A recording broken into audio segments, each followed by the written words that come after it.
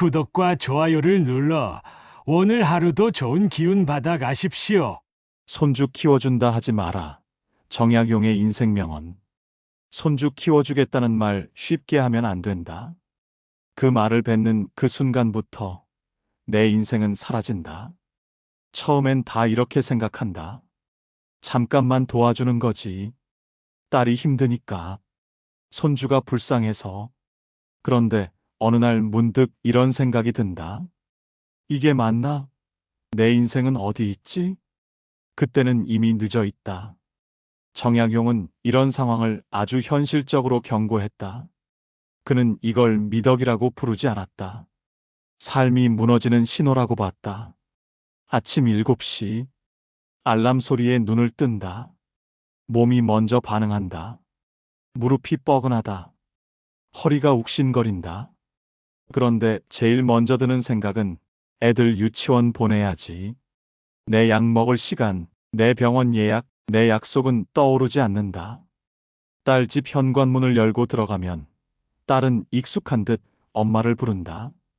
엄마, 애들 감기약 타놨으니까 꼭 먹여서 보내야 해요. 고맙다는 말은 늘 있다. 하지만 그것뿐이다. 그러고 나면 나는 밥을 차리고 애들을 깨우고 씻기고 먹이고 입히고 유치원 가방을 챙긴다. 그 와중에 첫째는 공주 옷 달라고 울고 둘째는 반찬 투정을 한다. 힘겹게 양손 가득 아이들 짐을 들고 내려와 차에 태운다. 할머니 최고. 그 말에 웃는다. 하지만 속으로는 조금 울컥한다. 문득 이런 순간이 온다. 병원에서 의사가 묻는다. 요즘 많이 무리하시죠? 대답이 먼저 튀어나온다. 아니요, 괜찮아요. 그런데 정말 괜찮은지 모르겠다.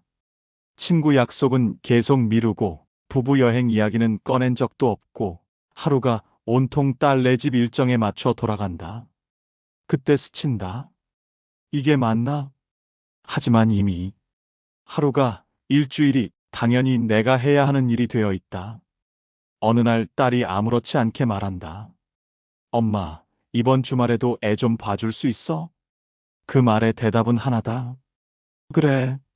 전화를 끊고 나서 가슴이 답답해진다. 잠이 오지 않는다. 그리고 처음으로 이런 질문이 떠오른다. 나는 지금 진짜 내 인생을 사는 게 맞나? 이 질문을 외면한 채 계속 가면 어디까지 가게 될까? 지금부터 그 이야기를 해보려 한다. 정약용은 이렇게 말했다. 사랑하되 스스로를 해치지는 말라. 자기를 잃은 사랑은 오래가지 못하고 끝내 원망이 된다. 이 말이 지금 60대 부모에게 유독 아프게 들리는 이유가 있다. 손주를 돌보는 일이 사랑이 아니라 딜레마가 되었기 때문이다. 거기에는 세 가지 핵심적 문제가 있다. 첫째, 언제까지라는 경계를 정하지 않는다. 처음에는 분명 경계를 정하는 말이 있었다. 이번 주까지만, 당분간만, 애 좀 클 때까지만. 그런데 어느 순간부터 그 말이 다시 나오지 않는다. 이제는 딸이 묻지 않는다. 엄마, 가능하세요? 가 아니라, 엄마, 몇 시에 오실 거예요? 가 된다. 그 순간 도움은 선택이 아니라 당연함이 된다. 정약용은 이런 관계를 이렇게 봤다. 경계 없는 은혜는 사람을 나태하게 만들고 베푼 사람을 병들게 한다. 악의는 없다. 다만 사람은 늘 편한 쪽으로 관계를 밀어붙일 뿐이다. 둘째, 잘 크면 부모 덕, 아프면 할머니 탓. 책임을 묻는다. 여기서부터 서러움이 시작된다. 아이가 아프다. 그러면 이런 말이 따라온다. 추운데 밖에서 너무 오래 놀지 말라고 했잖아요. 과자 많이 먹인 건 아니죠? 잘 자라면. 우리 애가 원래 튼튼해서 그래요. 하지만 문제가 생기면 가장 가까이 있던 사람의 책임이 된다. 더 기가 막힌 건 이거다. 그 상황에서도 전화는 다시 온다. 엄마, 오늘도 애 좀 봐주실 수 있어요? 도와준 사람인데. 왜 늘 설명해야 하고 왜 늘 미안해져야 할까? 정약용이라면 이렇게 물었을 것이다. 책임을 지우면서도 권한은 주지 않는 관계. 그것이 어찌 도리라 할 수 있겠는가? 셋째, 몸보다 마음이 먼저 무너진다. 이 나이가 되면 몸 아픈 건 어느 정도 참을 수 있다. 무릎, 허리, 손목. 다 그런 거지 하고 넘긴다. 하지만 마음은 다르다. 고맙다는 말이 줄어들고 당연하다는 기색이 늘어나고 내 하루가 전부 남의 집 일정표에 맞춰 돌아갈 때 마음이 먼저 닳는다. 어느 날 혼자 이런 생각을 한다. 이거 언제까지 해야 하지? 정약용은 나이 든 사람의 고통을 이렇게 적었다. 노년의 병은 몸에서 시작되는 것이 아니라 마음에서 먼저 시작된다. 이 질문이 나오기 시작했다면 이미 경고등은 켜진 것이다. 이상하지 않은가? 힘들다고 느끼면서도 이 일은 왜 계속 반복될까? 마음이 약해서가 아니다. 의지가 없어서도 아니다. 이건 개인 문제가 아니라 구조의 문제다. 빠져나오기 어렵게 처음부터 그렇게 짜여 있다. 첫째, 대안이 없다. 결국 마지막 선택지는 부모인 것이다. 요즘 젊은 부부 대부분이 맞벌이다. 집값은 올랐고 한 사람 소득으로는 생활이 어렵다. 어린이집은 있다. 하지만 회사 시간과 맞지 않는다. 아침 출근 후 저녁 퇴근 전까지 그 빈 시간을 메워줄 사람은 없다. 결국 선택지는 하나로 좁혀진다. 가장 믿을 수 있고 가장 헌신적이고 가장 비용이 들지 않는 사람. 부모다. 그래서 시작은 늘 이렇게 된다. 엄마, 잠깐만 도와줘. 하지만 그 잠깐을 대신할 사람이 없다면 그건 임시가 아니라 상시가 된다. 정약용은 이런 상황을 이렇게 봤을 것이다. 대안이 없는 일은 곧 의무가 된다. 둘째, 잘해준 사람이 더 고생한다. 처음에 잘해준 사람이 끝까지 맞게 된다. 이건 성격 문제가 아니다. 관계의 법칙이다. 처음엔 너무 감사해요. 엄마 무리하지 마세요. 그런데 어느 순간부터 말이 바뀐다. 엄마, 내일 몇 시에 와요? 고맙다는 말은 줄고 일정 확인만 남는다. 이유는 단순하다. 계속되는 도움은 도움이 아니라 당연함이 되기 때문이다. 정약용은 이를 이렇게 표현했을 것이다. 은혜가 반복되면 은혜는 사라지고 권리처럼 남는다. 그래서 이상한 역설이 생긴다. 제일 많이 도와준 사람이 제일 힘들어진다. 셋째, 죄책감이 스스로를 묶는다. 가장 강력한 족쇄는 이거다. 내가 안 하면 애가 고생할 텐데. 이 말이 머릿속에서 떠나질 않는다. 하지만 가만히 들여다보면 이 죄책감은 이상하다. 손주의 양육 책임은 부모에게 있다. 그런데 왜 그 무게를 조부모가 먼저 느낄까? 정약용은 이 지점을 아주 명확히 나눴다. 책임과 사랑을 구분하지 못하면 사랑은 스스로를 해치는 칼이 된다. 도와줄 수는 있다. 하지만 책임질 의무는 없다. 이 구분이 흐려질 때 부모는 자기 삶을 내주게 된다. 결국 이 일이 반복되는 이유는 하나다. 구조를 그대로 둔 채 마음으로만 버티려 했기 때문이다. 마음을 더 단단히 먹는다고. 이 구조는 깨지지 않는다. 필요한 건 희생이 아니라 선 긋기다. 이제 질문을 바꿔야 한다. 내가 없으면 정말 안 돌아갈까? 아니면 내가 있어서 편해진 걸까? 이 둘은 전혀 다르다. 이 구분을 못하면 도움은 끝없이 늘고 노후는 조용히 잠식된다. 그래서 우리는 어디까지가 도움이고 어디부터가 희생인지 경계를 분명히 세워야 한다. 정약용은 단순하게 말했다. 베풀되 자신을 잃지 말라. 이게 그가 말한 경계의 전부다. 지혜로운 부모는 이렇게 경계를 세운다. 첫째, 정확한 조건을 넣은 기준을 만들어라. 문제는 대부분 여기서 시작된다. 기준이 없다는 것. 애매함이 문제의 시작이다. 도와줄게. 이 말은 너무 크다. 그래서 끝이 없다. 지혜로운 경계는 말이 아니라 조건으로 만든다. 예를 들면 이런 식이다. 나는 주 3일, 오전만 가능하다. 주말은 4시간이다. 병원 가는 날은 못 온다. 아이 돌봄은 하지만 집안일은 하지 않는다. 이건 선언이지 부탁이 아니다. 정약용은 이렇게 말했을 것이다. 분명히 말한 것은 다툼이 되지 않는다. 애매한 말이 관계를 망친다. 둘째, 미안함부터 버려라. 거절은 배신이 아니다. 많은 부모가 여기서 무너진다. 거절하면 미안하고 죄인 같고 나쁜 부모 같아진다. 하지만 생각해보자. 지금 무너지고 있는 건 자식이 아니라 당신이다. 정약용은 이걸 아주 분명히 나눴다. 지금의 거절은 나중에 파국을 막는다. 거절은 이렇게 하면 된다. 또, 엄마도 힘들어. 가 아니라, 이번 주말은 어렵다. 대신 다음 주 수요일은 가능하다. 중요한 건, 안 된다가 아니라, 여기까지다라는 메시지다. 셋째, 힘든 걸 말해줘야 한다. 자식은 생각보다 모른다.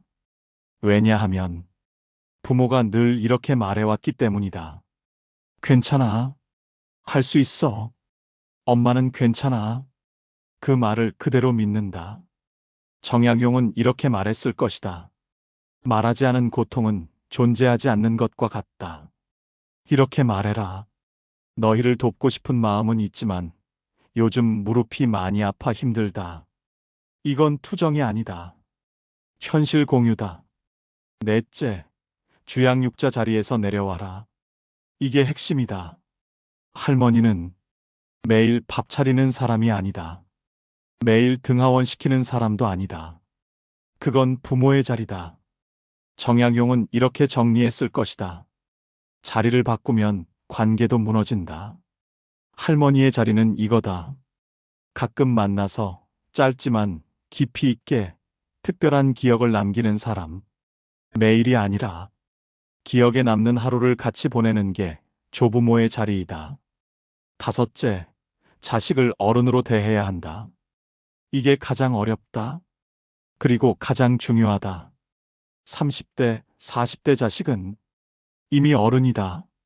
부모다. 책임질 수 있는 사람이다.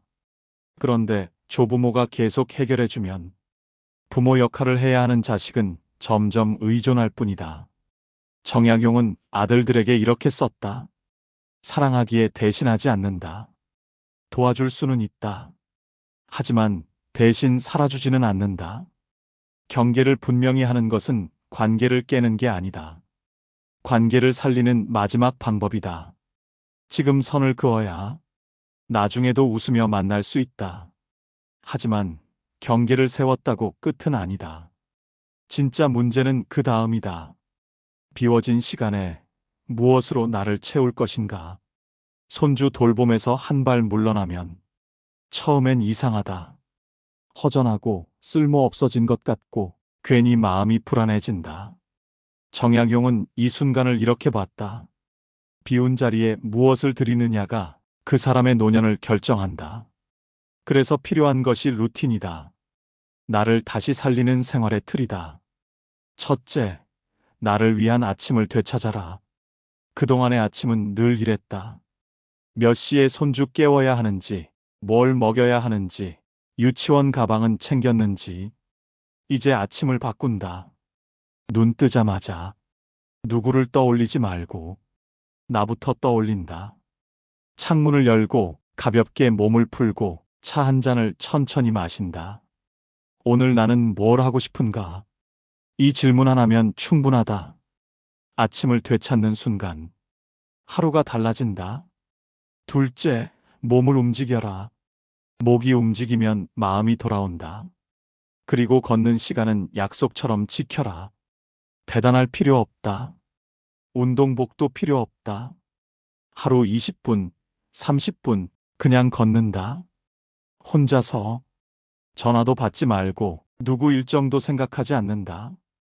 처음엔 다리가 무겁고 무릎이 걱정된다. 하지만 이상하게도 며칠 지나면 몸보다 마음이 먼저 가벼워진다. 걷는 시간은 내가 다시 나에게 돌아오는 시간이다. 셋째, 나를 위해 무언가를 배워라. 손주에게 가르칠 게 아니라 이제는 내가 배우는 차례다. 악기 하나, 그림 한 장, 컴퓨터 기초, 요리 하나. 잘하려고 시작하지 않는다. 즐겁기 때문에 시작한다. 배우기 시작하면 신기하게도 내가 다시 살아있는 사람처럼 느껴진다. 정약용이 평생 공부를 멈추지 않은 이유가 바로 이것이었다. 넷째, 친구와 건강을 다시 내 인생의 중심에 둬라. 자식은 바쁘다. 손주는 크면 멀어진다. 끝까지 남는 건 내 몸과 내 사람들이다. 친구를 만나고 수다를 떨고 아프면 병원에 가고 잠을 충분히 잔다. 이건 이기적인 게 아니다. 정상적인 노후다. 정약용은 이렇게 정리했을 것이다. 노년의 삶은 조용히, 단단히 돌보아야 한다. 여섯째, 하루를 기록하며 나를 확인하라. 하루 끝에 몇 줄만 적어본다. 오늘 뭐 했는지, 뭐가 좋았는지, 뭐가 힘들었는지. 기록을 남기면 내 인생이 다시 보이기 시작한다. 나는 아직 살아있고 내 하루는 의미가 있다. 그 감각이 돌아온다. 손주 양육을 내려놓는 건 사랑을 버리는 게 아니다. 나를 되찾는 일이다. 그리고 내가 살아있어야 그 어떤 관계도 끝까지 갈 수 있다. 정약용은 어떻게 노년을 살았을까? 그리고 그는 우리에게 무엇을 남겼을까? 정약용은 71세까지 살았다. 그 시대를 생각하면 분명 장수였다. 하지만 더 중요한 건 그가 오래 살았다는 사실이 아니라 자기 삶을 잃지 않고 살았다는 점이다.